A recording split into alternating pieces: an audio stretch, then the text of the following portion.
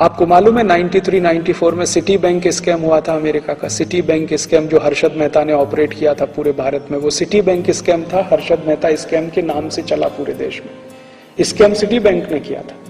हर्षद मेहता तो city bank का puppet था, मोहरा था। सिटी बैंक उसको चलाता था, हर्षद मेहता वही चलता था।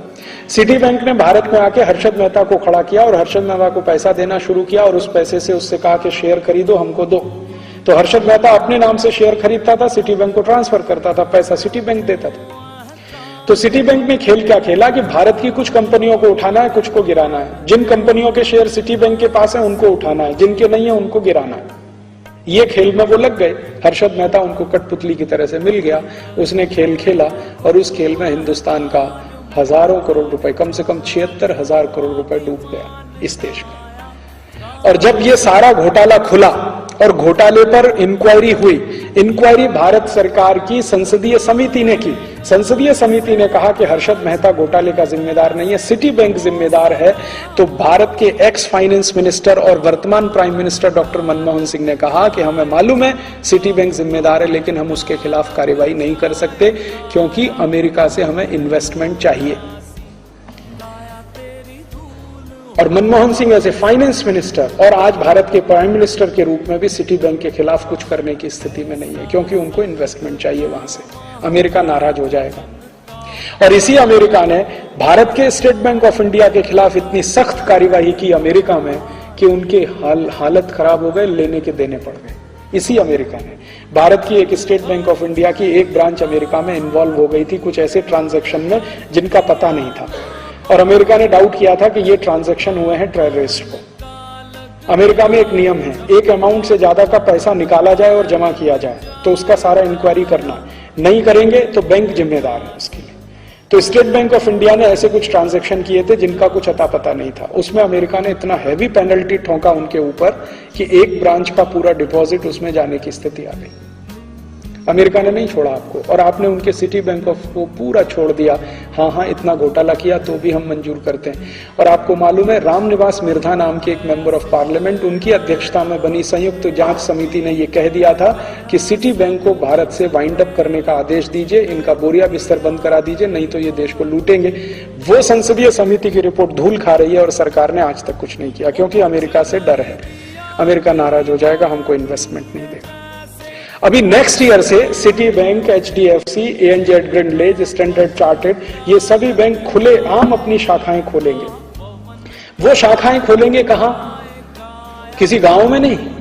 और वो शाखाएं खोलेंगे ऐसी जिसमें आप 50 रुपए डिपॉजिट करा के अकाउंट नहीं खुला सकते। उनके लिए मिनिमम है 5,000, 10,000, 15,000, 20,000, 40,000। आपकी भारत की जो स्टेट बैंक है या भारत की जो बैंक है वो तो गांव में भी जाके शाखा खोलती है, क्योंकि उसको सर्विस देनी है, बिजनेस नहीं करना है, सर्विस देनी। इनको बिजनेस करना है, तो वो बड़े बड़े शहरों में शाखाएं खोलेंगे। बंबई है, कलकत्ता है, मद्रास है, हैदराबाद है, कोयम्बतूर है, चेन्नई है, वगैरह वगैरह। और उनमें जो क्रीमी लेयर है भारत का, जिनके पास थोड़ा पैसा, उनके डिपॉजिट रख के उस पर काम करेंगे। और वो डिपॉजिट को कहां इन्वेस्ट करेंगे वो आप भी नहीं रोक सकते और तय भी नहीं कर सकते। तो आपके देश की खून पसीने की कमाई, पूंजी, जो डोमेस्टिक सेविंग्स है, वो विदेशियों के हाथ में आप दे देंगे। इसी तरह से बीमा के क्षेत्र में वो आएंगे, इसी तरह से हर क्षेत्र में वो घुस जाएंगे। हमारे देश के नेता इतने बेशर्म हैं कि अब इस देश के लोगों को ना उनसे कोई उम्मीद रह नहीं गई। आप इस बारे में क्या कहेंगे? ऐसा है, 2005 से देश लुटता आ रहा है। हमारे पास बहुत सारे स्कैम हैं, 2005 में शुरू हुए। सारे स्विस बैंक 2005 में आए। कुतरुचि के लड़के को ठेका दिया गया सारे हिंदुस्तान में तेल खोदने का 2005 में। 2005 में इटालियन की फेक करेंसी की कंपनी खोली गई डेलारू प्राइवेट लिमिटेड में। आज इस देश का दुर्भाग्य ये है कि 2009 में ये सारे मामले पब्लिक के आगे नहीं आए। लेकिन अब मैं आपको बता रहा हूँ, सरकार को पता है आखिर में इनके 6-8 महीने बचे हैं। ये जाएंगे लूट पाट के, सब लूट के यहाँ से, हो सकता है ये जो बाहर के लोग आए हुए हैं ये सब जहाज लेके यहाँ से भाग गया, जैसे हुस्ने मुबारक भाग गया इजिप्ट से। मेरे को जो लग रहा है भाग जाएंगे, क्योंकि ये वही हुआ है हुस्ने मुबारक ने किया जो लिबिया में गद्दाफी ने किया। ये बहुत लोग ऐसे कर चुके हैं, कोई नए हिस्ट्री में नया नहीं है, लेकिन सत्र में ये हो रहा है, ये सबसे बड़ी शर्मनाक बात है। जी सर, एक चीज मैं और कहूँगा कि राष्ट्रपति और प्रधानमंत्री का सत्य, न्याय और ईमानदारी को ना सुरक्षा देने के लिए बनाया गया था।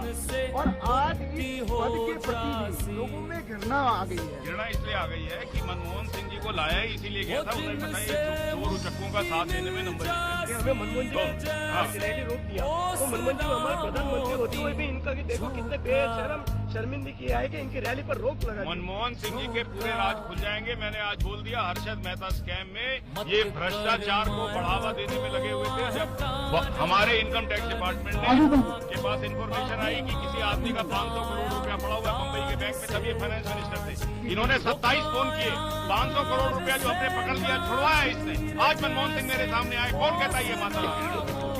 अच्छा सर, एक चीज और बताइए कि आज आपको लगता है कि प्रधानमंत्री राष्ट्रपति के पद पे बैठे लोग भ्रष्टाचार के प्रेरणा स्रोत बन चुके हैं? राष्ट्रपति के पास तो कोई पावर ही नहीं है। मैंने सुना कई पराठे बनाती थी, उसके पास कोई पावर नहीं है, वो क्या भ्रष्टाचार